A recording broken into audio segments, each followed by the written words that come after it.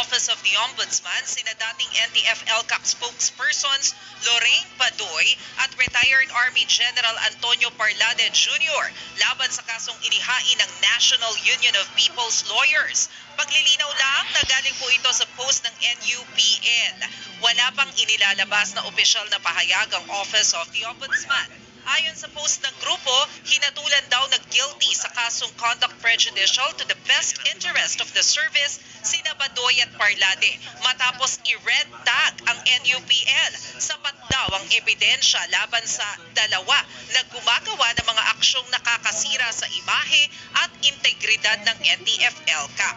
Reprimanded lang sina Badoy at Parlade, pero mas mabigat na parusa daw ang ibibigay kung uulitin nila ang ginawang offense. Isa lang ito sa red tagging cases na nakabinbin laban sa dalawang dating opisyal ng gobyerno.